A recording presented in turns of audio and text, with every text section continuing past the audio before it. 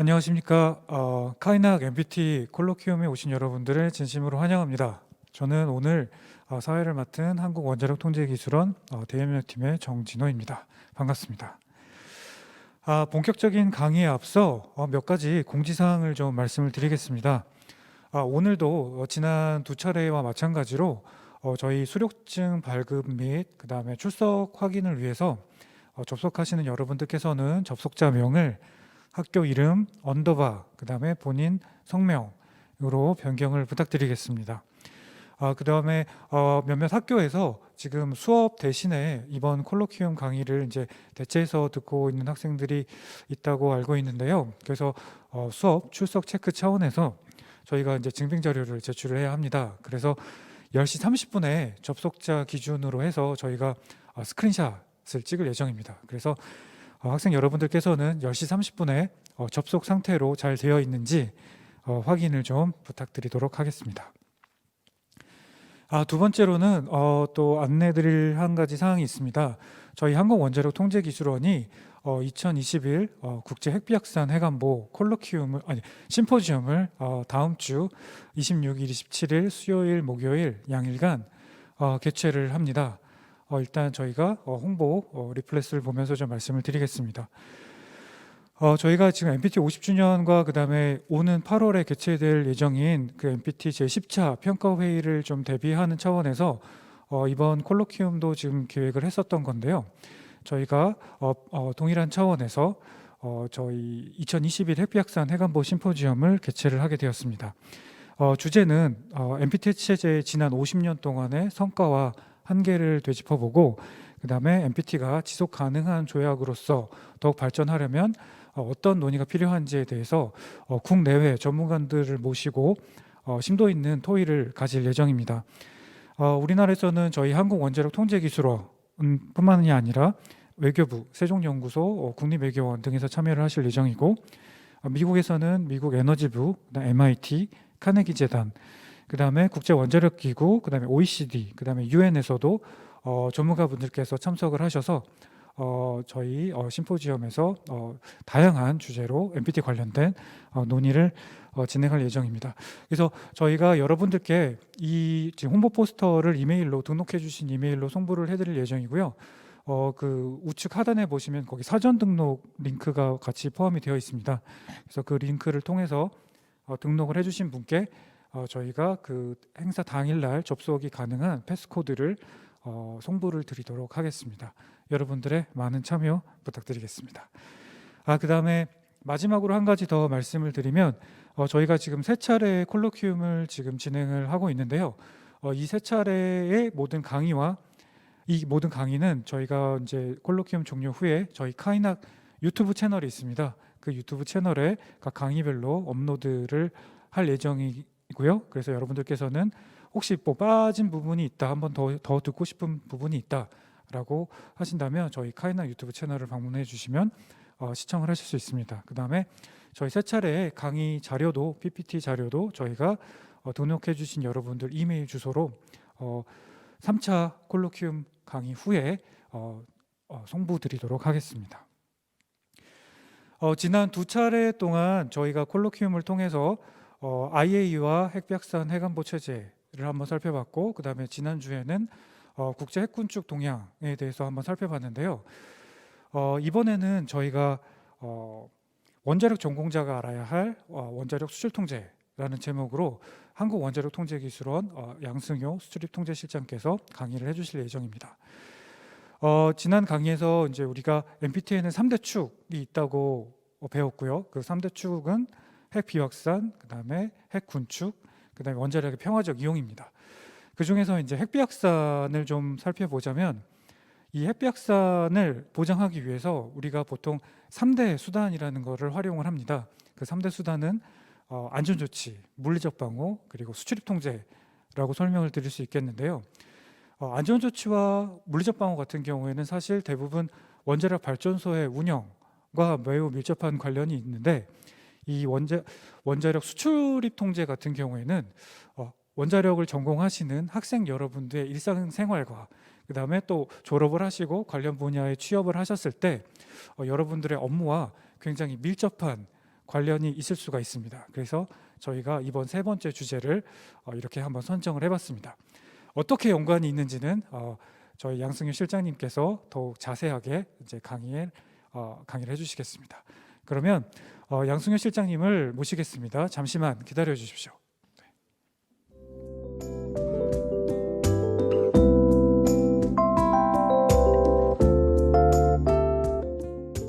안녕하십니까. 방금 소개받은 카이낙 수출입 통제 실장을 맡고 있는 양승효입니다. 오늘 핵비확산 조약 50주년 기념 콜로키움의 마지막 프로그램을 맡게 되어 영광이고요.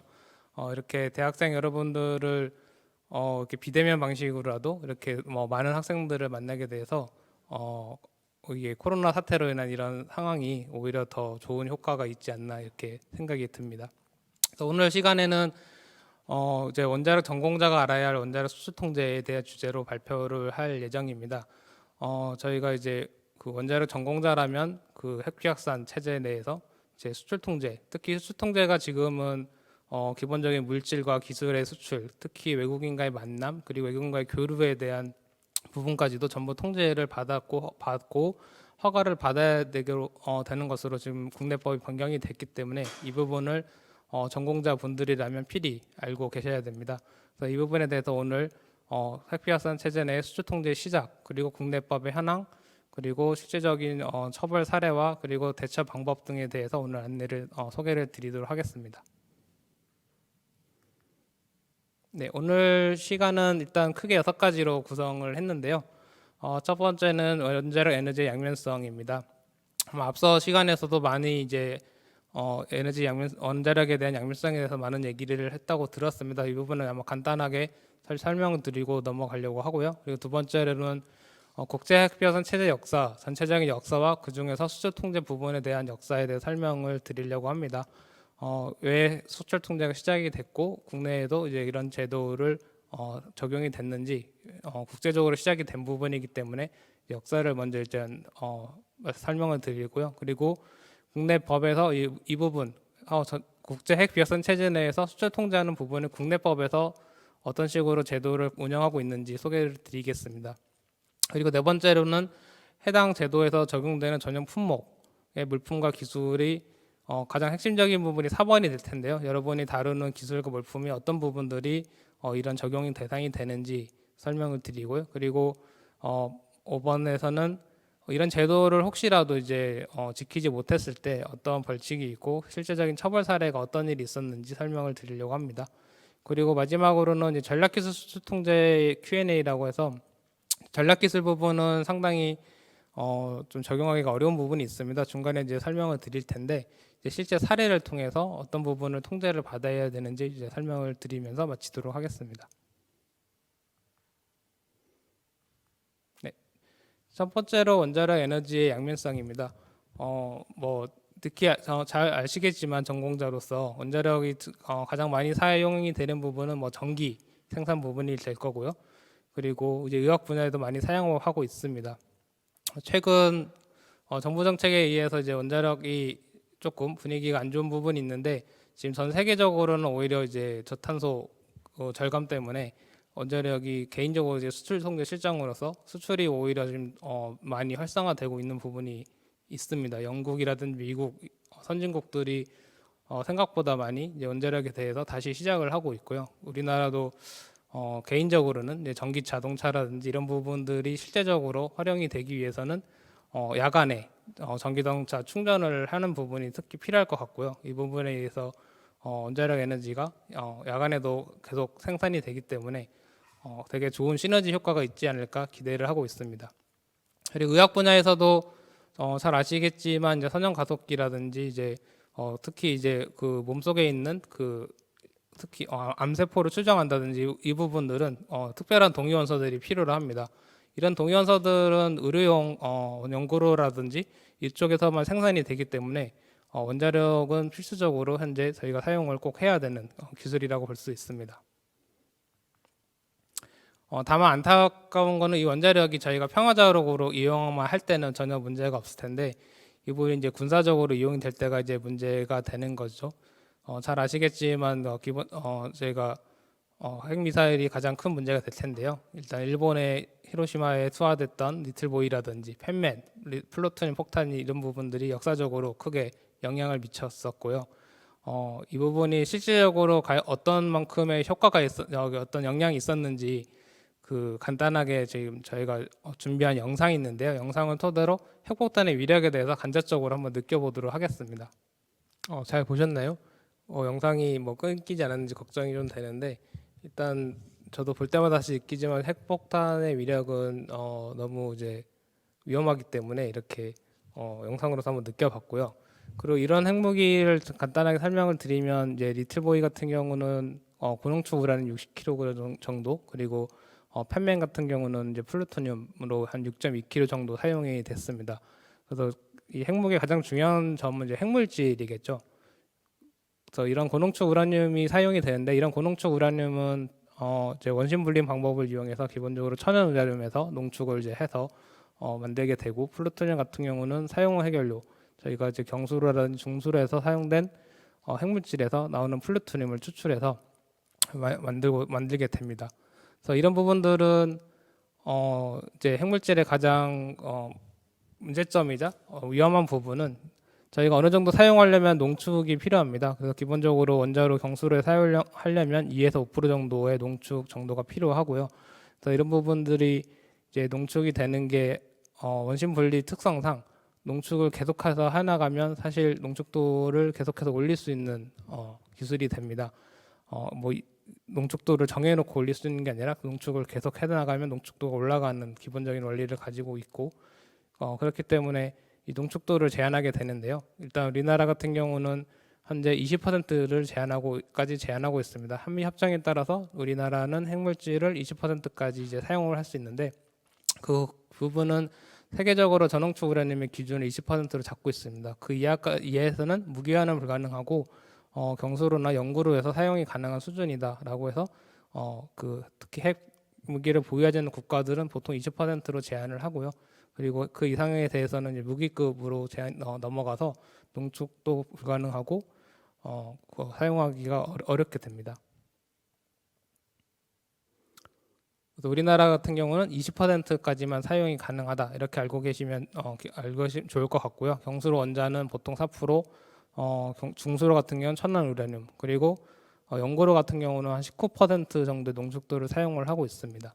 특히 하나로 연고로 같은 경우는 19% 정도를 사용을 하는데요. 이 부분이 20% 거의 한계까지 이제 사용을 하는 부분이고, 그 정도가 돼야 저희가 원하는 의학에 필요한 동위원소라든지 이런 부분을 추출할 수 있게 됩니다. 그래서 전체적으로 핵주기 과정을 한번 살펴보면요.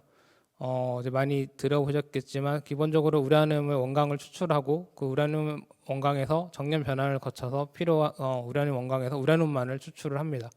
그리고 거기에 필요에 맞춰서 저희가 농축을 해야 되고, 농축한 부분을 해결료 원자력 발전소에 사용하기 위한 형태로 해결료 제조를 하고요. 그리고 발전소에서 사용을 하고, 발전소에 사용된 사용 해결료 가지고 재처리를 하게 까지 되면 전체적으로 핵주기가 이제 완성이 되는데요. 이 부분이 농축하는 공장에서 고농축 우라늄을 만들게 된다면 핵무기로 사용이 될 수가 있고, 재처리하는 부분에서 플루토늄을 가지고 무기를 만든다면 무기를 사용할 수 있게 됩니다. 그래서 이제 평화적 위험 분야, 민간 분야, 군사적 위험 분야 이렇게 크게 축을 나누는데요. 지금 우리나라 같은 경우는 원광에서 정년 변환은 까지는 하지 않고 보통 농축 우라늄을 핵국에서 사와서 해결료 제조하고 사용하는 데까지 저희가 우리나라는 하고 있고요. 그리고 재처리하는 부분과 농축 부분은 보통 핵국에서 많이 하고 있습니다. 그리고 그 다음 넘어가면 군사적 이용 분야가 되는 부분은 이제 핵국만 할 수 있게 되고요. 그래서 민간 분야까지도 우리나라는 통제를 받고 있고, 농축과 재처리도 저희는 아직 하지 않고 있습니다. 그리고 평화적 이용 분야에 대해서도 저희가 엄격하게 관리를 하게 됩니다. 지금 저희가 이제 파키스탄이란 이스라엘, 인도 같은 경우도 핵무기를 이제 보유하고 있다라고 이제 비공식적으로 전부 인정을 하고 있는 부분인데요. 이 나라들이 핵무기를 만드는 과정과 민수시설에서 하는 과정이 거의 대동소이합니다. 우라늄 정년에서 농축해서 고농축 우라늄을 만들어서 무기를 사용하는 부분, 그리고 핵연료를 상용 가공하고 그리고 원자로에서 사용을 하고 나서 재처리를 통해서 플루토늄을 추출해서 무기를 만드는 과정. 이 부분이 민수를 하든 뭐 군사 목적으로 하든 전부 동일한 과정을 거치고 있기 때문에 이 부분에 대한 통제가 들어가게 되는 것입니다.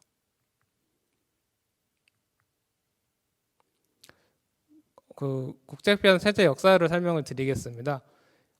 기본적으로 핵무기 개발은 이제 40년도부터 미국에서 시작을 했고요. 미국이 최초로 핵무기를 개발하고 사용을 하고 난 이후에 뭐 소련이라든지 영국, 뭐 프랑스, 중국 등등 핵무기 개발을 계속 성공을 하게 됩니다.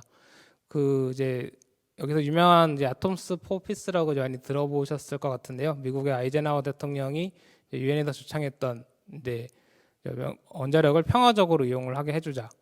그 당시 제가 이제 듣기로는 미국 같은 경우는 핵무기를 만들고 나서 되게 그 무기에 대해서 되게 그 본인들이 가장 강력한 힘을 얻었다 이렇게 생각을 했다고 합니다. 다만 그 부분이 본인들이 큰 돈을 들였고 과학기술에 가장 높은 과학기술로 만들었다고 생각을 했기 때문에 다른 나라들은 쉽게 만들지 못할 것이라고 이제 생각을 했다고 해요. 근데 그 이후에 다른 나라들이 하나 둘씩 생각보다 빠른 시기에 본인들 생각보다 성공을 하면서 이제 많이 걱정을 하게 됩니다.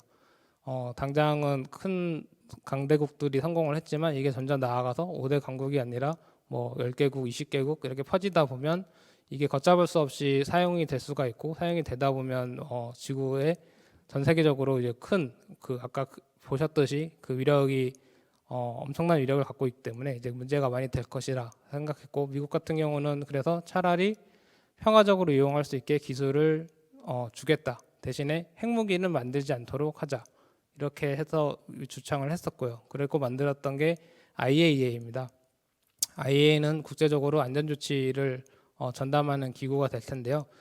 이제 핵무기의 가장 중요한 부분은 아까 보셨듯이 핵물질입니다. 핵물질이 있어야만 핵무기가 이제 작동이 되는데 이 핵물질을 만드는 부분에 대해서 원자력을 이용하게 되면 핵물질이 어쩔 수 없이 사용이 되고 그 위에서 사실 사용 핵연료까지 물질이 생성이 됩니다. 이 부분들을 엄격하게 관리를 하되 이 부분을 그러면 누가 관리를 할 것이냐? 그럼 유엔을 통해서 제3자인 중립기구인 IAEA를 설립해서 관리를 하게 만들자라고 해서 IAEA를 만들게 됐고요. 그리고 나서 이제 핵무기를 더 이상 그 만들지 않고 경구하지 않도록 국제적으로 조약을 만들어서 체제를 갖추자라고 한 게 이제 NPT가 되겠습니다. 그래서 70년도에 NPT 발효가 됐고 이제 핵국들은 더 이상 핵무기를 만들지 않고 줄여 나가겠다 핵군축을 약속을 했고요. 그리고 핵무기를 갖고 있지 않은 나라들은 더 이상 핵무기를 개발하지 않겠다라고 약속을 하는 부분이 이제 NPT가 되겠습니다. 그리고 이제 밑에 보시면 안전준칙 수출 통제 물리적 방어라고 핵비화산 체제의 3대 축이라고 하는데요. 핵비화산 체제의 3대 수단이 되는데 간단하게 설명을 드리면 이제 안전조치는 아까 말씀드린 이제 핵물질이 전용되지 않는지, 그러니까 평화적으로 사용하기로만 그러니까 발전소에서 발전용으로만 사용하기로 했는데 20kg를 줬는데 그 부분이 무기로 전용하거나 농축하는데 전용되지 않는지 감시하는 부분이 안전조치가 되고요. 그리고 그 부분은 핵물질 같은 경우나 장비 같은 경우를 함부로 다른 나라에 수출하지 않도록 막는 게 수출 통제입니다. 그리고 핵무기나 핵시설을 연구시설을 보유한 시설에 대해서 국가가 책임지고 관리를 해달라. 도난의 핵무기를 아무리 계량관리, 그러니까 앞에서 핵무기의 수량을 체크를 하더라도 뭐 도난을 당한다든지 분실을 한다든지 이러면 또 문제가 되겠죠. 그래서 그런 부분들을 국가가 책임지고 관리하도록 하는 부분이 물리적 방어 부분입니다. 그래서 핵물질에 대해서 숫자적으로 관리하고 그리고 수출을 하는 부분에서 통제하고 그리고 보유할 때 안전하게 관리를 해라. 이렇게 세 개의 수단이 핵무기를 만들지 못하도록 막는 3대 수단입니다. 그리고 오늘의 시간은 이 수단 3개 중에서 수출 통제에 대해서 집중적으로 설명을 드리려고 하고요. 그리고 수출 통제의 시작은 NPT 시작으로 해서 젠거위원회 그리고 NSG 그리고 유엔 안보리 결의까지 해서 이 3개의 국제적 체제를 통해서 완성이 됩니다. 그래서 이 부분 하나씩 설명을 드리겠습니다.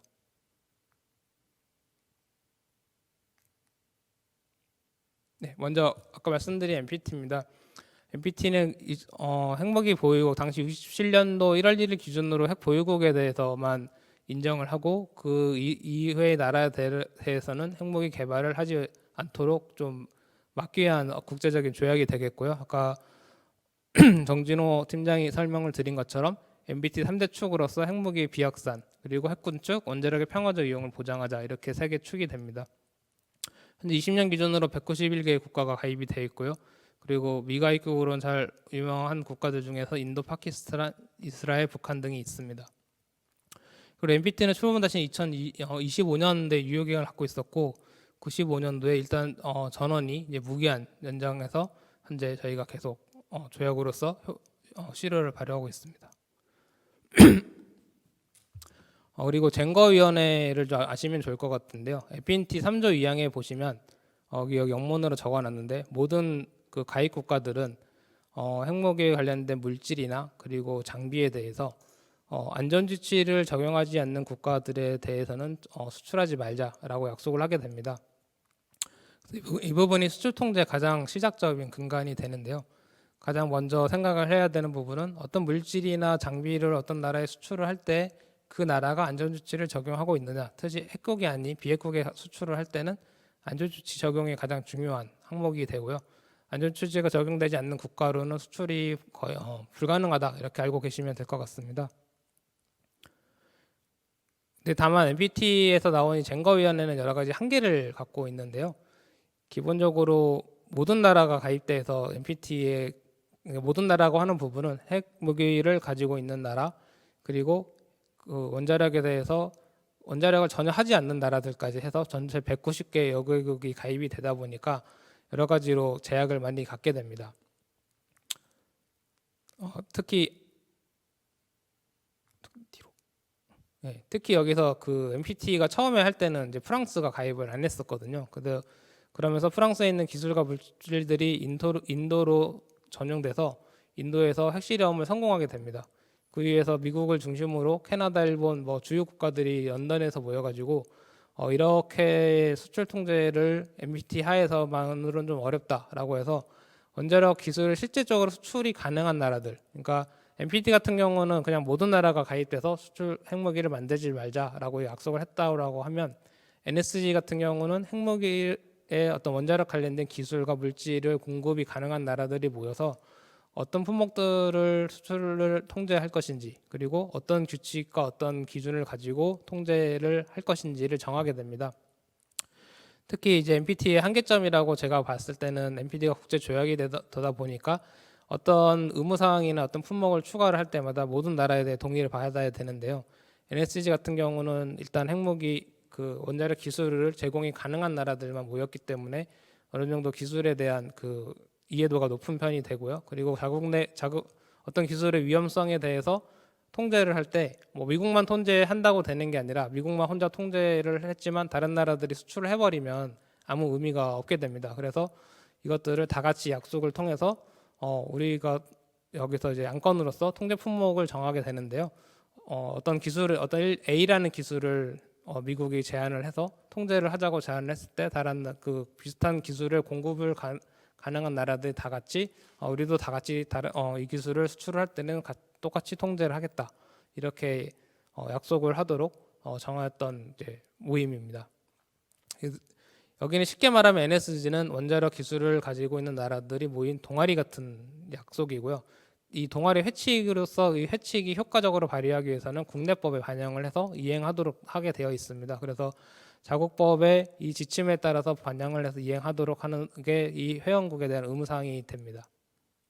현재 그 48개국이 가입이 되어 있고요. 우리나라는 1995년도에 그 북한의 이제 경수로를 저희가 이제 그 당시에 이제 제공하는 걸로 되어 있었고, 그 제공을 하는 걸로 미국과 북한이랑 미국이랑 합의를 하면서 우리나라도 원자력의 공급이 가능한 국가로서 95년도에 가입을 했습니다.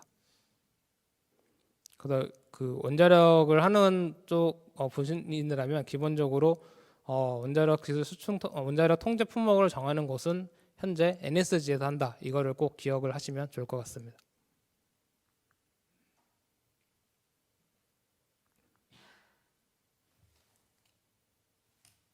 네, 그리고 그 유엔 안보리 결의 1540입니다. 그 이제 9.11 테러 이후에 그 이제 테러가 엄청난 영향을 미치다 보니까 그 핵무기라든지 WMD, 특히 미사일 생화학 확산을 방지하기 위해서 유엔에서 이제 유엔 국가들이 전부 다 이런 수출 통제를 다 같이 하자라고 제의하게 됩니다. 아까 말씀드린 거 NSG 같은 경우는 원자력 기술이 공급이 가능한 나라들에 대해서 제한을 했던 거고요. 유엔 같은 경우는 유엔에 가입한 모든 나라에 대해서 이제 핵무기뿐만 아니라 뭐 미사일이라든지 생화학 무기를 함부로 수출하지 않도록 다 같이 제재를 하자.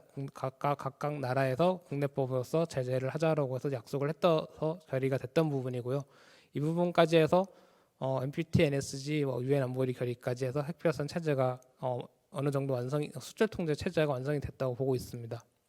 다시 한번 정리를 해드리면 40년도부터 이제 미국이 핵무기 개발이 됐었고요. 그래서 핵무기 개발이 미국, 러시아, 프랑스, 영국, 중국이 성공을 했고 그 이후에 더 이상의 핵무기의 확산을 막기 위해서 NPT가 발효가 됩니다. 70년도에 NPT가 발효가 됐고 이제 50년이 돼서 2020년에 이제 50주년이 돼서 지금 행사를 하고 있는 거고요. 그리고 나서 그 NPT만으로는 수출 통제 부분이 효과가 발휘하기가 좀 쉽지가 않다라고 해서 이제 NSG 그 원자력 기술을 보유한 나라들끼리 모여서 다시 한번 그 수출 통제 체제를 만들었게 NSG 설립하는 부분입니다. 74년도에 설립이 됐고요. 가장 큰 차이점은 NPT 같은 경우는 NPT 비가입국은 영향이 미치지 않는데 NSG는 그 조약을 맺지 않더라도 가입을 할 수가 있었습니다. 그래서 프랑스 같은 경우는 NPT에 없었음에도 불구하고 NSG는 들어와서 통제에 참여를 했었고요.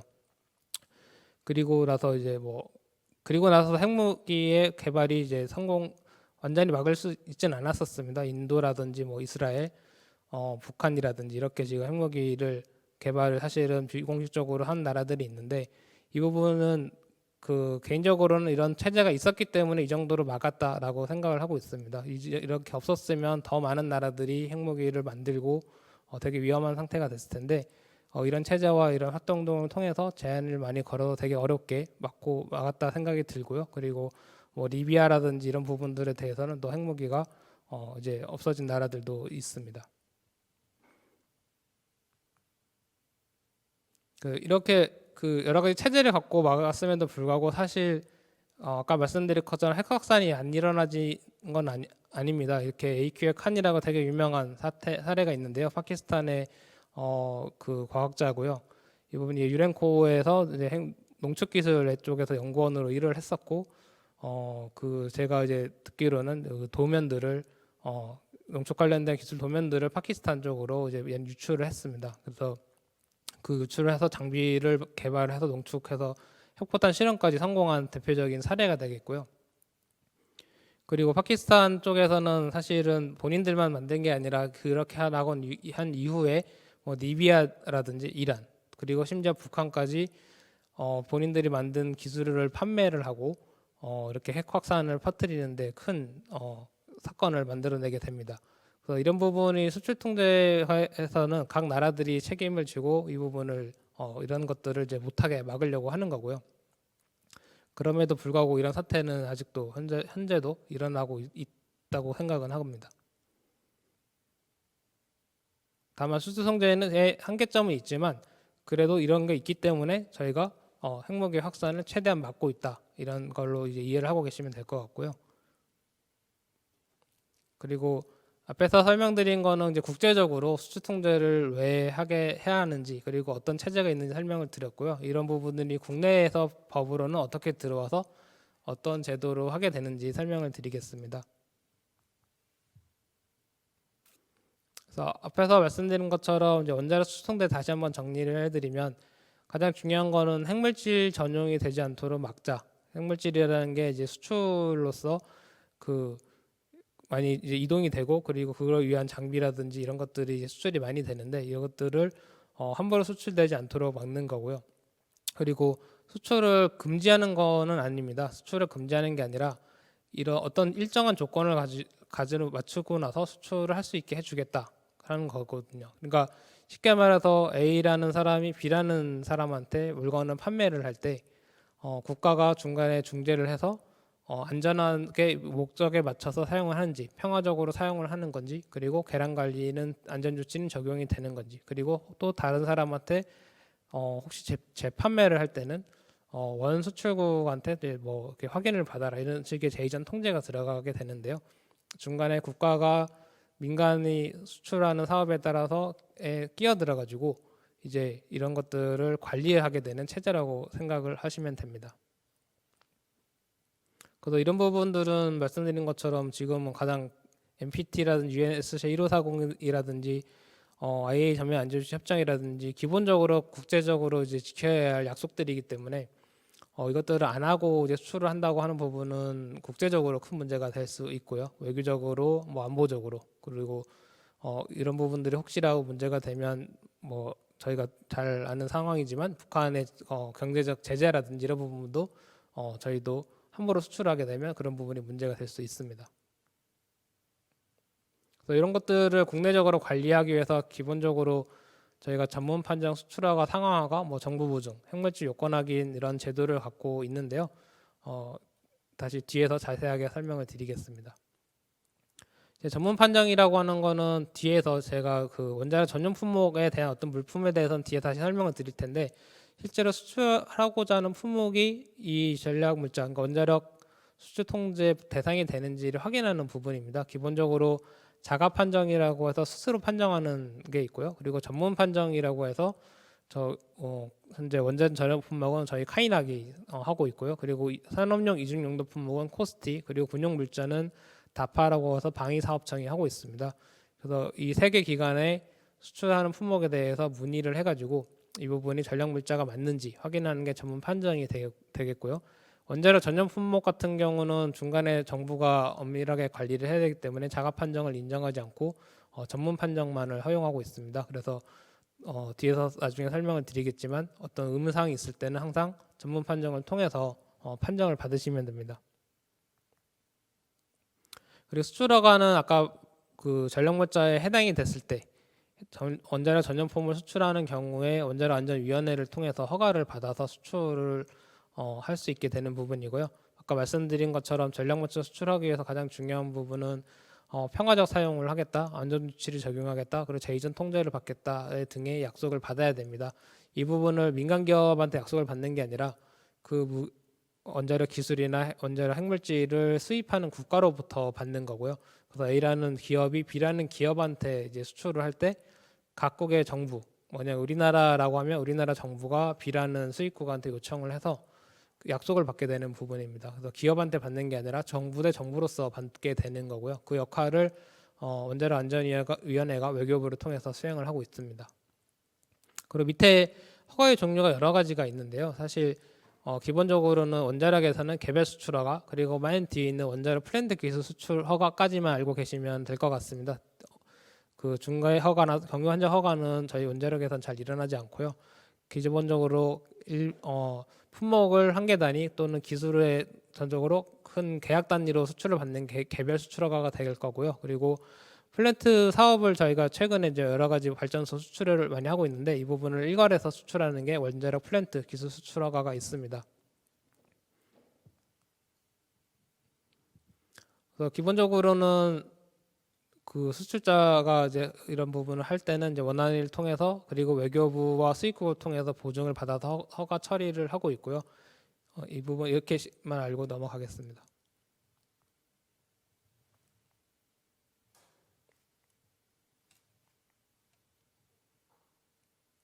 그리고 좀 특이하게 상황허가라는 게 있어서 좀 설명을 드리려고 합니다. 이 상황허가는 좀 되게 어려운 개념 중에 하나인데 그 전략물자에 해당되지 않느나, 그러니까 원자력 전용 품목은 아닌데 이 부분이 대량 파기 무기라고 해서 테러 단체라든지 이런 데서 혹시라도 뭐 무기를 만들 때 아니면 테러 단체가 테러를 행위를 할 때 이런 거에 사용이 된다고 이제 본인이 알고 있을 때는 수출을 허가받도록 하는 부분입니다. 이 부분은 개념적으로는 간단한데 사실은 좀 이해하기는 쉽지는 않습니다. 왜냐하면 뒤에 안 넘어가네. 네, 12가지 의심징후라고 해서 이렇게 읽어보시면 구매자가 최종 연도에 관한 제공을 기피하는 경우, 뭐 수출하고자 하는 물품이 사업 분야에 해당되지 않는 경우 등 12가지 사례가 있습니다. 이 부분을 그냥 쉽게 생각을 하시면 어떤 물품을 수출을 할 때 그 기업이 이 물건을 왜 사가는 거지? 그 기업은 이게 필요 없을 것 같은데 아니면 이 기업은 이런 핵물질이 필요가 없는데 왜 우리한테 수출을 원하는지 이런 것들이 의심사항이 발생할 때는 품목이 아니더라도 허가를 받아야 된다라고 하는 부분입니다. 그래서 이 부분은 이제 이런 혹시라도 어떤 의심 상황에서 실질적인 기술 자료라든지 아니면은 물품이라든지 이런 것들이 의심 사항이 될 때는 항상 확인을 하고 그 확인이 돼서 이상한 경우는 정부에 보고를 하거나 허가를 신청을 꼭 해서 확인을 받아야만 안전합니다.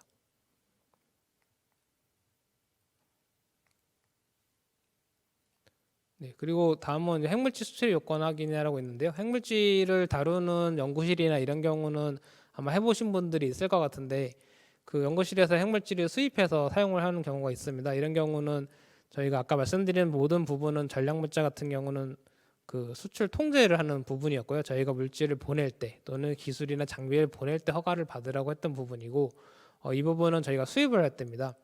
저희가 핵물질을 수입을 할 때는 핵물질에 대한 뭐 계량 관리라든지 그리고 뭐 국제 이전 보고라든지 그리고 안전하게 사용할 수 있는 자격이 있는지 등에 대해서 확인을 받게 됩니다. 그래서 핵물질을 혹시 수입을 해서 사용을 하는 상황이 발생하는 연구 같은 경우에는 핵물질 수출입 요건하기를 꼭 신청을 해주셔야 되고요.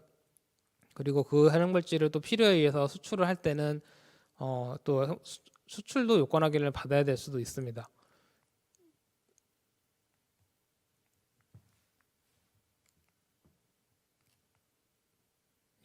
잘 작동이 안 돼요. 네, 그 지금 이 표를 한번 보시면요, 이게 이제 우라늄 농축도별로 그리고 플루토늄이랑 우라늄을 이제 구분한 표인데요. 여기 보면 수량과 농축도에 따라서 해야 하는 허가와 요건 확인이 달라집니다. 그래서 여기 보시면 전략물자 핵물질이라고 해서 그 천연 우라늄 같은 경우는 500kg 이상, 뭐 감선 우라늄 같은 경우는 1000kg 이상, 그 농축 우라늄 같은 경우는 농축도에 따라서 그 수량이 적더라도 전략물자일 수가 있고요. 그 EI 같은 경우는 이제 비전략물자 핵물질로서 수출입 요건 확인을 이제 받으셔야 되는 부분이 있습니다.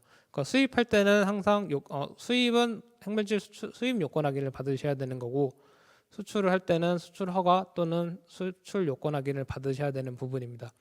이 부분을 뭐 명확하게 기억을 하시기보다는 핵물질을 수출하거나 수입을 할 때는 규제가 있고 규제가 있어서 원자력 안전위원회와 카이낙을 통해서 받아야 하는 규제가 있다. 여기까지 일단은 기억을 하시면 좋을 것 같습니다.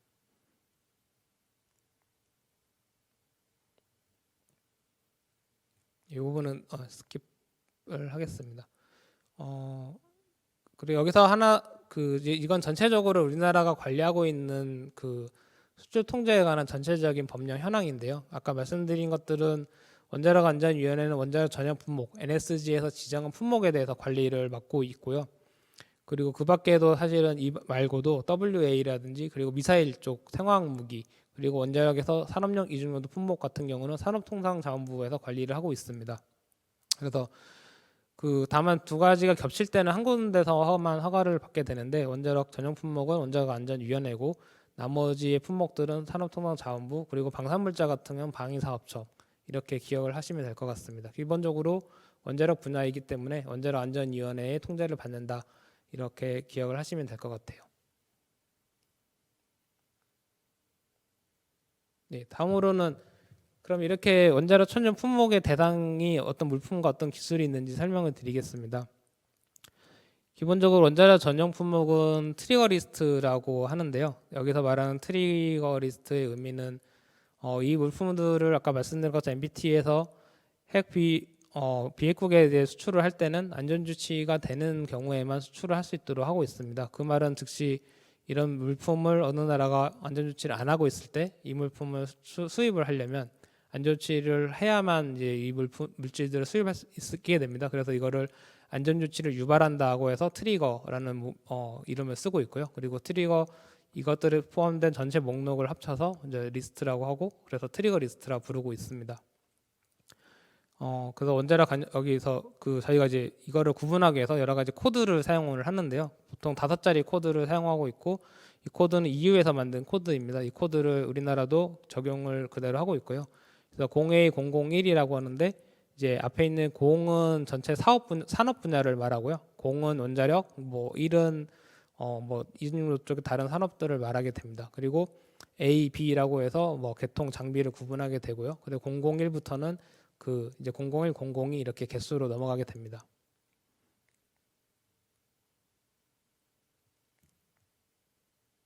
그래서 처음으로 맨 처음에 나오는 품목은 원자로입니다. 0100.A에서는 원자로를 품목으로 정확히 지정을 하고 있습니다. 그래서 기본적으로 노심에서 출력을 제어하는 장비를 포함해서 그 해결 물질을 사용하고 하는 전체적인 원자로를 품목으로 잡고 있고요. APR 1400, OPR 1000이나 상용 원자로, 연구로, 실험로, 고속로가 전부 포함이 됩니다. 다만 핵융합로는 아직 연구 단계이고 수출할 수 없는 단계로서 현재 수출 통제에서는 제외를 하고 있습니다. 그리고 원자력 용기가 있습니다. 원자력 01001.B로 지정을 하고 있는데요. 원자력 노심과 이제 원자력 내부 구조를 경납하도록 특별히 설계된 장비입니다. 그래서 상부헤드, 용기, 중수로 사용되는 칼란디라까지 전부 합쳐서 원자력 용기로서 통제를 받게 됩니다.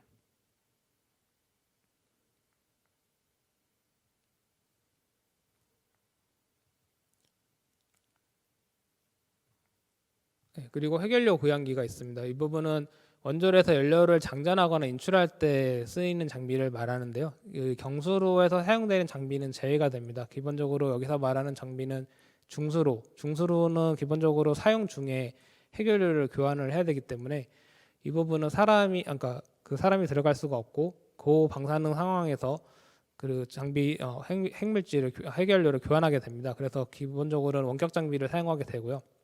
그리고 핵물질을 조심스럽게 꺼내고 정확한 위치에 집어넣기 때문에 고밀도 제어가 가능한 기계 장치를 사용하게 됩니다. 그래서 이 부분에 대한 장비는 되게 중요한 그 통제 품목이 되고요. 다만 경수로에서 사용되는 기본적인 승강기나 뭐 이런 장비들은 통제하지 않습니다.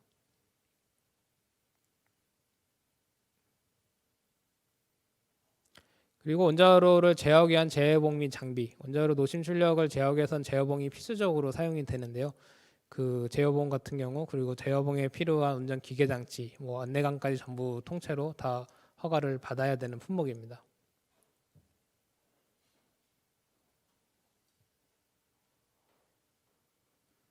그리고 원자로 압력관입니다. 그 특히 이제 중수로에서 사용되는 압력관을 말을 하는데요. 1차 냉각제와 해결료를 모두 경납하도록 설계된 관을 말하고요. 그 경수로에서 사용되는 건 아니고 이제 중수로에서 노심과 냉각제가 같이 사용되는 그 고식기압을 초과하는 운전하면 조건에서 사용되는 관을 통제를 하고 있습니다. 그리고 해결료 피복관입니다. 해결료를 만들고 나서 해결료를 피복을 해야 되는데요. 그래서 그 발전소 원자로 안에 이제 집어넣기 위해서 이제 감싸게 되는데 특히 지르코늄 금속으로 이제 많이 만들고 있습니다. 그래서 지르코늄 금속이나 화학금으로서 10kg 이상을 초과될 때는 통제를 받아야 되고요. 최근에 이 부분이 이제 기술이 발달하면서 지르코늄이 아닌 다른 재료로도 많이 만들고 있습니다. 그래서 현재 NSG에서는 이 품목을 재질을 없애고 그냥 목적으로서 만들려고 지금 논의 중이고요. 그 현재로서는 지르코늄이 아니더라도 다른 금속으로 만들 경우에도 통제를 받는 걸로 일단 알고 계시면 될 것 같습니다. 그리고 1차 냉각제용 펌프입니다. 저희가 흔히 RCP라고 많이 말을 하게 되는데요. 1차 원자로에서 사용되는 1차 냉각제를 순환을 시켜야 되게 되는데 이 순환시키기에 특별히 설계된 펌프 순환기입니다. 특히 1차 냉각제 같은 경우는 방사능 물질이 많이 포함되다 보니까 이게 누수라든지 이런 부분이 되게 위험하고 되게 중요한 그 밀봉이라는 기술 부분이 되게 중요한 기술로서 들어가게 되는데요. 그리고 되게 엄청 크고 압력이 세게 됩니다. 이 부분에 대한 RCP 펌프는 통제를 받아야 되고요. 다만 2차 쪽에서 사용되는 다른 일반적인 펌프들은 통제하지 않습니다. 그리고 내부 구조물이입니다. 원자로 내부에는 노심을 설치를 한다든지 그 안에서 유로를 형성한다든지 이러기 위해서 뭐 노심 지지대, 뭐 해결료 채널이나 뭐 노심 격자판 등을 여러 가지의 그 노심 구조물을 내부 구조물을 포함하고 있고요. 이 부분들을 수출하기 위해서는 전부 통제를 받아야 됩니다. 다만 내부에서 삽입돼서 이제 중성자 선원 집합제나 감시 시편원 같이 그 일부 그 기능들을 보조하기 위한 계측 장비들 같은 경우는 통제하지 않고 있습니다.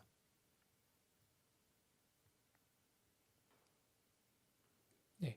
그리고 이제 열교환기입니다.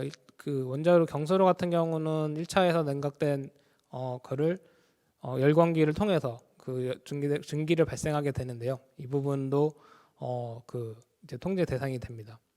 그래서 그 경수로 같은 원자로 발전소를 이제 공부하신 분들 알겠지만 1차 측이랑 관련된 모든 기기들은 통제를 한다. 그렇게 이해를 하시면 될 것 같아요.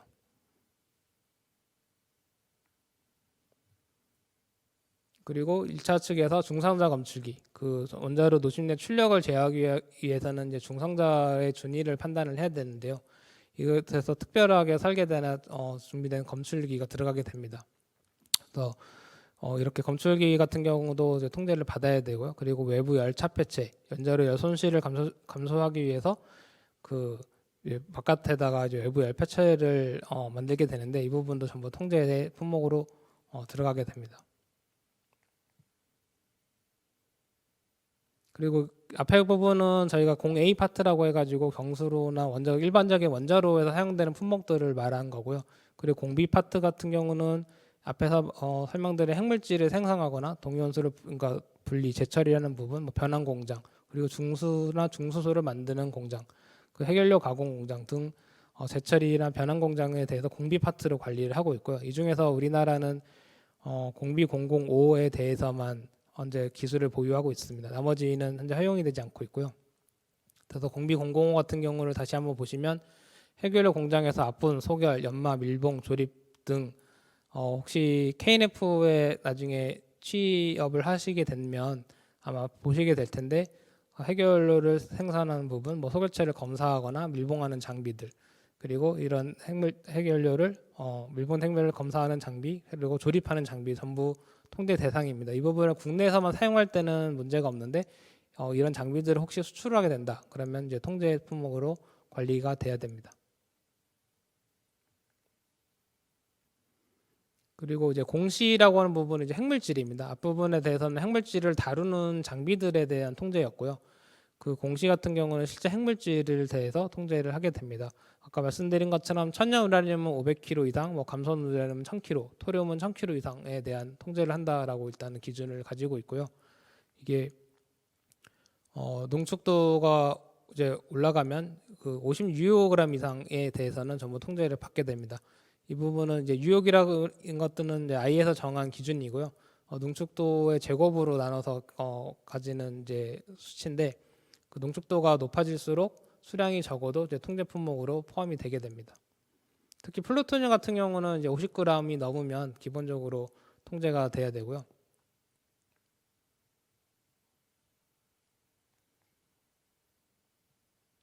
그리고 이제 중수소도 통제 대상입니다. 아까 그 특히 중수소 같은 경우에 중수가 감속제로서 많이 사용이 되는데 중수의 사실상의 원래 예전에 중수를 만들었던 목적이 사용후 해결료를 많이 만들기 위한 목적이 있습니다. 그래서 중수로에서 가장 중요한 감속제이고 그래서 중수의 생산 시설이라든지 중수의 자체에 대해서 통제를 많이 받게 되어 있습니다. 특히 여기 중수대 수소의 원자비가 1대 5천을 초과한다라는 말이 있는데요. 이거의 기준은 1대 5천의 기준은 자연상에서의 중수의 비율입니다. 자연상에서 중수소는 99.98%가 그러니까 자연상에서 일반 수소가 99.98%가 있고요. 중수소는 0.002% 정도가 있는데 이 비율이 1대 5천이고요. 이거를 초과한다는 거는 인위적으로 중수소를 만들었다는 얘기가 됩니다. 그래서 자연상에 있는 중수소가 아니라 사람이 인위적으로 만든 중수소에 대해서 모두 통제를 받는 것. 다만 전체는 아니고 총 수출량이 200kg가 넘는 경우에만 통제를 받게 되어 있습니다. 실제로 중수소가 다른 산업 용도에서도 많이 사용이 됩니다. 그래서 우리나라도 지금 중국이나 다른 데 수출을 하는데 200kg가 넘게 수출한 적은 없었고요. 그 이하로서는 이하로 수출을 하고 있습니다. 그리고 흑연이 있습니다. 그 흑연도 이제 그 원자로 그 러시아 같은 경우는 흑연 원자로가 많이 사용이 됐었고 체르노빌 원자로도 흑연 원자로로서 그 크게 좀 사고가 났었는데요.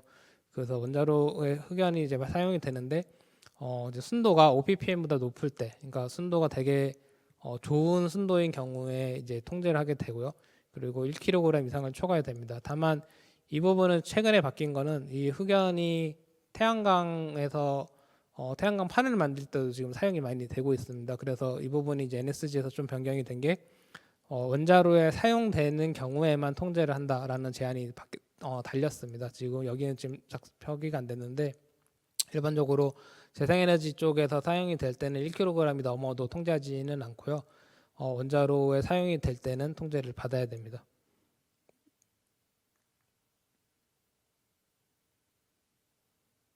그리고 아마 이 부분이 그 학생분들한테는 좀 중요한 부분일 텐데요. 이제 공디 소프트웨어, 근데 공이 기술입니다.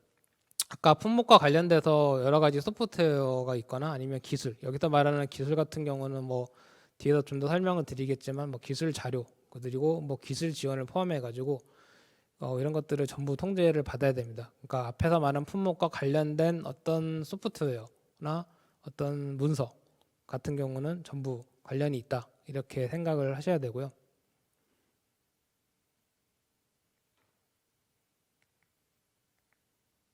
특히 기술 같은 경우는 그 원자력 품목의 개발, 생산, 사용 그리고 개발, 생산, 사용을 읽어보면 사실 모든 걸 다 포함하고 있습니다. 뭐 설계 연구, 설계 분석부터 그리고 생산에 관련된 모든 단계, 품질, 검사를 시험 품질 보증을 전부 포함을 하고요. 그리고 사용, 운용, 설치, 점검, 보수, 검사에 대한 거 그리고 기술 자료나 기술 지원. 그러니까 어떤 형태에 관계없이 전부 통제를 받는다 이렇게 생각을 하시면 될 것 같아요. 뭐 물건은 안 가고 사람이 가서 뭐 설치를 도와준다 또는 점검을 하러 간다라고 했을 때 그러면 통제 대상이 아닌가? 그게 아니라 어느 다른 나라로 이제 출장을 가는데 거기 있는 원자력 시설에 가가지고 그 원자력 장비에 대한 점검을 해주러 간다. 이러면 통제를 받아야 됩니다. 특히 우리나라 같은 경우는 이제 2015년도에 이게 엄격하게 법이 한번 개정이 됐었는데요. 이제 예전 같은 경우는 국내에서 한국인이 외국인한테 주는 거는 수출이 아니었습니다. 원래 기본적인 수출은 누가 생각해도 우리나라에서 국외로 뭘 줬을 때 그거를 보통 수출이라고 생각을 하잖아요. 근데 2015년도에 한번 법이 바뀌어가지고 그것뿐만 아니라 국내에서 외국인, 한국 사람이 외국인한테 뭐 국내에서 주든 국외에서 주든 국외에서 국외로 주는 건 당연히 들어가고요. 그게 아니라 이 국내에서 국외로 하는 거는 이제 국경 개념으로 해서 우리나라에서 다른 나라로 넘어갔을 때로 보통 수출로 잡는데 이 사람에 대해서는 이런 어느 우리나라에 있느냐 외국인에 있느냐 그렇게 관계하지 않고 사람이 누구냐로 관리를 합니다. 그래서 한국 사람이 외국인한테 기술 자료를 준다에 대해서 형태에 관계없이 통제를 받아야 됩니다. 이 부분이 가장 어려운 부분이고 좀 까다로운 부분이라 할 수 있습니다. 그래서 여러 가지 형태가 발생을 하는데요. 예를 들어서 웹클라우드를 내가 사용을 하겠다. 근데 개인적으로 웹클라우드 사용하는 것은 문제가 없습니다. 다만 여기서 통제하는 부분은 우리나라에 있는 기술을 다른 사람한테 넘길 때 뭐 그 이메일을 주든 웹클라우드를 통하든 그런 상관없이 통제를 받아야 있다는 부분이고요. 그리고 강의나 뭐 교육을 받는다든지 외국인과 참여 공동 연구를 한다든지 하는 경우에도 기술 자료가 왔다 갔다 하는 부분에 대해서는 허가를 받아야 됩니다. 그리고 뭐 비공개 학회 발표 자료라고 해서 그 이제 비공식적으로 어떤 자료를 넘겨주는 상황이 있다. 이런 경우도 통제를 받아야 될 수 있습니다. 근데 이런 거를 전부 다 저희가 통제를 할 수는 없기 때문에 그 이제 면제 조항이 있는데요. 일단 기본적으로 좀 알아두셔야 되는 거는 일반에 공개된 기술. 그러니까 이미 이제 누구나 다 뭐 전기 간행물 뭐 쉽게 이제 확인할 수 있는 기술은 일반에 공개되는 거는 통제의 가치가 없습니다. 어차피 저희가 안 줘도 어떻게든 습득이 가능한 부분은 통제 가치가 없다고 해서 제외가 되고요. 그리고 학회나 학술 발표 자료 같은 경우는 저희가 논문 발표나 특허라든 이런 부분들은 또 과학기술의 발전과 이런 것들을 위해서 전부 면제가 됩니다. 그래서 쉽게 생각해서 특정인한테 준다, 특정 외국인한테 주는 거 외에는 문제가 없다 이렇게 보시면 될 것 같고요. 그래서 학교에서 많이 작성하는 논문 발표나 이런 부분에 대해서는 그 논문이 공개적인 논문이고 누구나 어떤 일정한 가입만 돼서 볼 수 있다라는 상황이라면 그 부분은 면제가 됩니다. 그리고 기초과학 연구라고 해서 이제 새로운 지식을 획득을 한 이론적, 실현적 활동된 기술로서 이제 특정 제품의 설계가 아닌 목적인 기술에 대한 연구도 이제 제외가 되는데 보통 기초과학 연구 같은 경우는 우리나라가 1단계에서 7단계로 보통 나누고 1, 2단계까지 기초과학으로 하고 3단계부터 뭐 응용 이렇게 넘어가는데요. 그래서 1, 2단계의 과학 연구 같은 경우는 제외가 됩니다. 그리고 특허 출원에 필요한 기술이라고 해서 이제 특허를 해외로 출원을 하려면 여러 가지 자료를 내야 되고 그쪽에서 요구하는 자료들에 대해서 도면을 내야 될 수도 있고 이렇게 하는데요. 이 부분도 전부 다 허가를 면제하고 있습니다.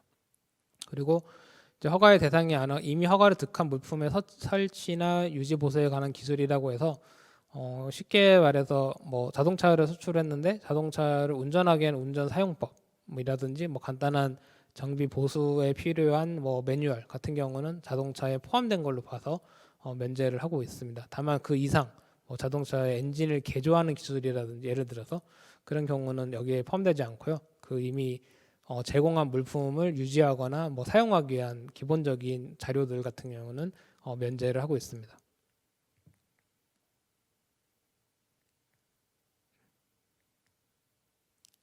그래서 말씀드린 거에서 그럼 이제 허가를 안 받으면 어떤 일이 발생을 할까 이 부분이 사실 좀 중요할 것 같아요. 그래서 그 일단 우리나라 대의무법에서는 이런 허가에 대해서 이런 처벌 사례를 가지고 있습니다. 일단 첫 번째로는 국제적 확산을 목적으로 정말 내가 테러 단체를 인위적으로 도와를 주려고 수출허가 없이 보냈다 이런 경우는 이제 7년 이하의 징역, 거래가 5배 이하의 벌금을 부여할 수가 있고요. 그리고 테러 단체의 목적은 아니었지만 뭐 실수로 아니면 뭐 어떤 이런 테러 단체까지는 아니지만 허가 없이 보냈다 이런 경우는 5년 이하의 징역 그리고 거래가 3배 이하의 벌금을 취할 수 있습니다. 그리고 허가를 받지 않고 수출한 경우에 또 하나의 이제 벌칙으로는 그 수출입 금지라는 부분이 있습니다. 그래서 3년 이내에 전략물자에 관련된 수출입을 금지하는 부분. 아까 위에서 말한 것들은 사람에 대해서 징역에 대한 징역 또는 벌금이었던 거고요. 밑에 세 번째는 기업에 대한 제재 사항입니다. 어떤 기업이 수출했을 때 징역을 할 수도 있고요. 그리고 그 기업이 3년 이내 수출을 못하도록 금지를 받을 수도 있습니다. 그리고 허가 없이 수출하는 경우에 또 간단한 그 경우에는 이제 교육을 받는 부분이 있습니다. 뭐 자진 신고를 한다든지 아니면 그렇게 심하지 않은 그러니까 실수로 발생하는 허가라든지 이런 경우는 이제 자진 신고를 받고 교육 명령을 부과해서 교육을 받도록 하고 있습니다. 특히 그 부정한 방법으로 혹시 되게 되면 저희가 우려거래자라고 해가지고 그 국제 체제에다가 보고를 해야 됩니다. 그래서 보고를 하게 된 경우에는 다른 나라들도 그 기업과 수출 거래를 하지 않으려고 그 제재를 가기 때문에 최소한 3년 정도는 무역이 이제 수출 활동이 불가능하게 됩니다. 그래서 이런 부분에 이제 올라가지 않도록 항상 유의를 해 주셔야 됩니다.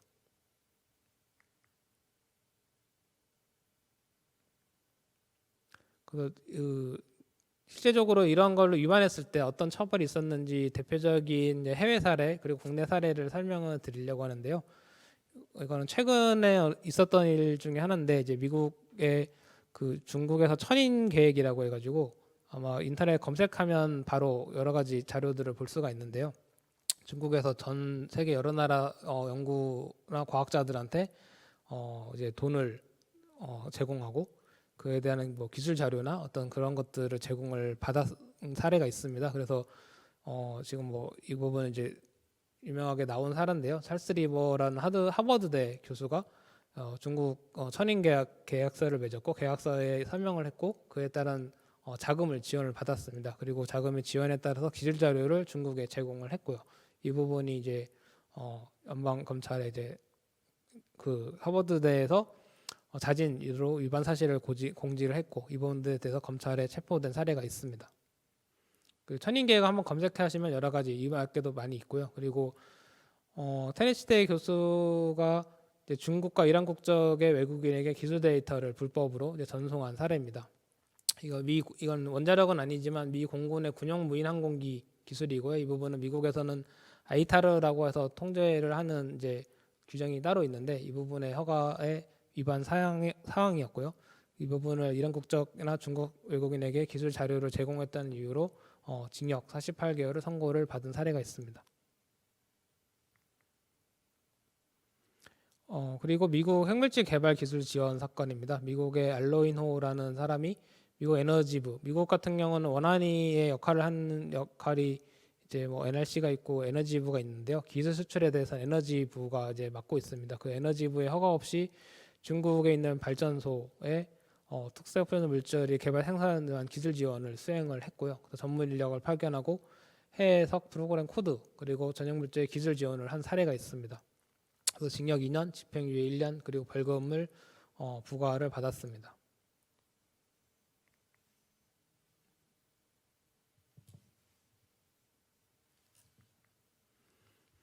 그리고 우리나라 사례입니다. 이 부분은 이제 산업부 6년도 품목이라고 해서 아까 말씀 그 앞에서 산업부 그 원자력 품목 외에 나머지 MTCR 품목, 미사일 품목이라든지 이런 부분 산업부가 소관을 하고 있고요. 그래서 이제 유명 그 위반 사례로서는 A사가 이제 10년 동안 허가 없이 8천만 달러 이상의 수출한 사례 등이 있는데 특히 뭐 의료용 밀링 머신을 수출한 사례 이런 경우는 사실 이 기업들이 뭐 일부러라기보다는 이제 정말 수출 통제에 대한 제재를 몰라서 규제를 몰라서 수출을 한 사례들입니다. 그래서 다만 여기서 안타까운 거는 이런 규제를 몰랐다고 해서 처벌이 약해지지는 않습니다. 그 수출하는 사람으로서 알아야 될 기본적인 사항이 되고요. 그래서 이 부분들이 아마 이렇게 긴 기간 동안 이렇게 많은 수출을 하는 동안에도 이제 전혀 몰랐다는 사실이 좀 안타까운 상태가 되고요. 그리고 산업부 쪽에서는 실질적으로 많은 기업을 관리하고 있고 적발 사례가 많이 발견이 되고 있습니다. 그래서 1년에 한 30여 건 이상 지금 계속 적발이 돼서 수출 제한이 걸린 기업들도 있고요. 교육 명령이나 경고로 끝나는 회사들도 있습니다. 지금 저희가 원안위 소관, 그러니까 원자력 관련된 사안입니다. 저희가 UAE 바라카 원전 관련돼서 시운전 시험 절차서를 허가 없이 이제 제공한 사례가 있습니다. 이 부분은 이제 UAE 현지에서 그 시험 운전 절차서를 작성을 해서 UAE에서 직접 전달을 했었고요. 그래서 사실 사업자는 그게 수출인지를 인지하지 못했던 상황입니다. 그러니까 우리나라에서 만든 자료가 UAE로 넘어갈 때는 통제를 전부 받았었는데 그게 아니라 한국 사람들이 현지에서 만든 자료를 UAE에 제공했을 때도 통제를 받아야 되는지를 몰랐었고요. 그 부분의 적발이 돼서 그때 처음으로인 사례였고 몰랐던 사례였기 때문에 저희가 교육명령 부과해서 현재 있는 그 실무자 49명에 대한 교육을 실시를 했었고요. 그리고 또 최근에 그 일부 사업자가 UAE에 뭐 중장기 우라늄 수급 보고서라는 이제 기술 컨설팅을 통해서 보고서를 제출한 부분이 있었는데 이 부분이 허가받지 않고 나간 부분이 이제 확인됐고 이 부분을 자진 신고를 받아서 교육명을 부과한 사례가 있습니다. 그래서 여기서 말씀드리고 싶은 거는 그 사실 원자력이라는 수출이 최근 그러니까 2010년도 저희가 바라카 원전을 수주하고 나고 나서 지금 10년이 됐고요. 정확히 이제 10년이 넘었고 실제로 발전소가 지어져서 이제 운영이 되는 단계로 넘어갔습니다. 그리고 이 기술을 인정받아서 그런지 수출 활동이 많이 일어나고 있고 여러 가지 활동이 있어서 그럼에도 불구하다 보니까 이제 이런 처벌 사례들도 저희도 발생을 하고 있다. 그 전에는 수출이 많이 없었기 때문에 그런 일이 없었는데 최근에는 많이 늘어나고 있습니다. 그리고 이제 6번째로 마지막 시간이 될 텐데요. 그 이제 학생들 분들께서 정말 알아야 되는 상황에서 그러니까 이런 부분까지 전략 기술에 들어가느냐 수총자를 받아야 되는지 사례를 통해서 한번 알아보도록 좀 하겠습니다. 그 첫 번째는 이제 그 MCMP 코드를 가지고 많이 이제 연구를 할 텐데요. 그 원자로 설계를 했을 때 이런 코드에 대한 설계 자료나 코드 값들은 전략 물자에 해당을 될 수가 있습니다. 이 부분을 국내에서 본인이만 사용하고 그리고 논문 발표를 한다는 것까지는 문제가 없습니다. 특허를 내는 것도 문제는 없고요. 다만 이거에 대한 설계 자료를 특정 외국인한테 갑자기 제공을 하겠다. 그런 경우는 이제 허가를 받아야 될 수가 있습니다. 그리고 설계 자료를 써서 원자로를 만든다. 아까 말씀드린 것처럼 당연히 품목이 될 거고요. 핵연료 주기에 관련돼서 품목이 내가 만든 도면이나 물품을 만들어서 수출을 할 때는 당연히 전략물자에 들어갈 거고요. 특히 설계문서를 받는 사람이 이제 외국 기업이냐 외국 사람인지가 되게 중요합니다. 아까 말씀드린 것처럼 국내에서 주더라도 외국 사람이라면 허가를 받아야 될 수 있다. 이 부분을 꼭 기억을 하시면 될 것 같고요.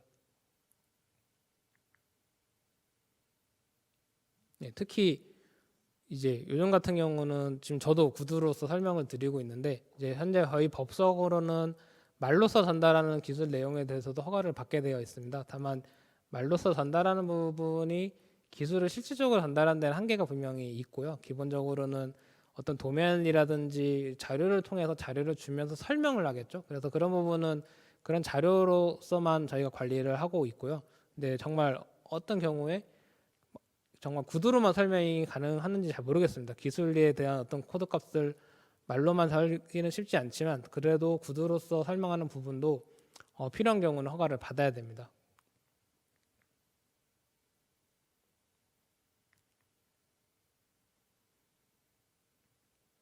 그리고 핵물질 같은 경우는 그 실험을 하든지 아니면 일부 핵물질을 다루는 경우가 많이 발생을 할 텐데요. 핵물질 수량이 많은 경우, 적은 경우를 그냥 간단하게 설명을 드리면 아까 쉽게 말해서 많이 할 때는 외국으로 넘어갈 때는 수출 허가를 받아야 된다. 그리고 계량 관리를 우리나라도 모든 핵물질에 대한 계량 관리를 해야 되는데 계량 관리를 하시는 분을 하는 업무를 맡게 되시는 분들은 원자력 통제 교육을 받으셔야 됩니다. 저희 카이낙에서 하고 있고요. 법정 교육이라서 의무사항입니다. 그리고 핵물질의 양이 적은 경우는 핵물질 수출의 요건 확인에서 처리가 되고 이런 경우도 계량관리 대상 시설에서 근무를 하신 경우에는 원자력 통제 교육을 꼭 받으셔야 되는 것을 알고 계시면 좋을 것 같습니다.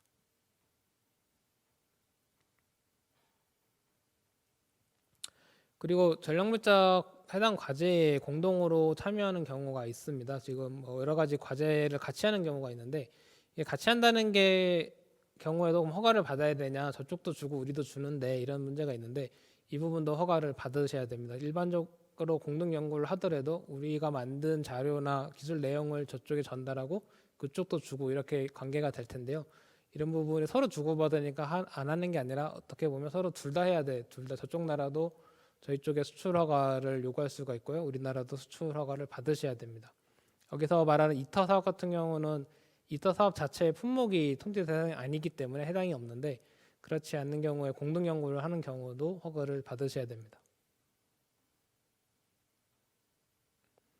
그리고 아까 말씀드린 것처럼 논문이라는 걸 달성해서 공개된 학회 여기서 말하는 공개된 학회는 일반적으로 그냥 누구든지 가입해서 돈만 내서 볼 수 있는 거는 전부 공개된 학회로 보고 있습니다. 그리고 다만 이 비공개 학회는 특정 사람한테만 대상으로 하는 학회. 어떤 사람은 본인이 원해도 접근이 불가능한 학회에 대해서 말씀을 포함이 되는 거고요. 그렇지 않은 학회에 대해서의 논문 발표는 자유롭게 하셔도 상관이 없습니다. 그리고 이제 연구를 하다 보면 여러 가지 코드를 사용을 하시게 될 텐데요. 이 코드는 조금 중요한 게 특히 미국에서 받은 코드들이 있을 겁니다. 미국에서 받은 MCMP 릴레 코드가 있을 거고 거기에다 보면 아마 라이센스 계약을 하셨을 텐데 그 계약에 보면 그 분명히 제이전에 관한 사항이 그 계약 라이센스 안에 있습니다. 읽어보시면 제이전을 할 때는 꼭 미국한테 허가를 받아라 이런 내용이 있을 겁니다. 그래서 혹시 연구실에 외국인이 왔고 이런 코드를 좀 사용하고 싶다라고 할 때는 이거는 우리나라도 이 미국산 코드에 대해서는 저희가 허가권이 없다고 보면 됩니다. 그래서 미국에 직접 문의를 해서 직접 받게 하도록 안내를 해야 되고요. 다만 우리나라에서 만든 코드라서 이 부분은 미국의 통제는 필요가 없고 우리나라 자체로 하는 부분은 그때는 원하는 일을 통해서 허가를 받고 나서 제공을 할 수가 있게 됩니다.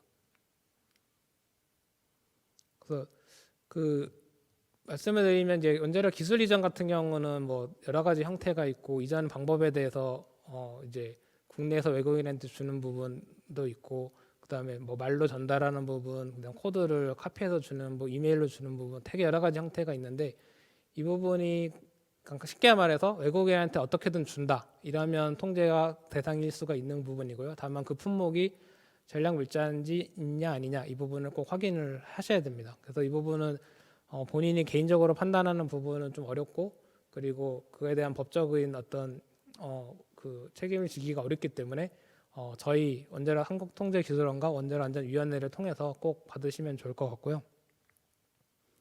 그리고 이런 것들이 사실 복잡하기 때문에 저희가 이렇게 전화로 하거나 이메일로 받진 않고 있고, 그 원자력 수출입 통제 관리 시스템이라고 해서 저희 넵스가 있습니다.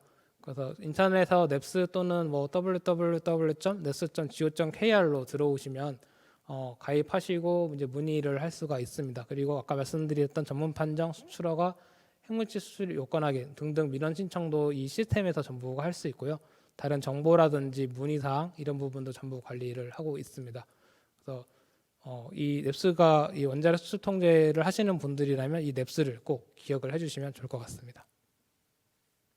네, 그동안 세 차례 콜로키움을 통해서 우리나라 원자력 분야의 차세대 리더분들이신 여러분들을 만나 뵙고, 그다음에 NPT 관련 주요 현안들에 대해서 같이 이야기 나눠볼 수 있어서 굉장히 뜻깊은 시간이었다고 생각됩니다.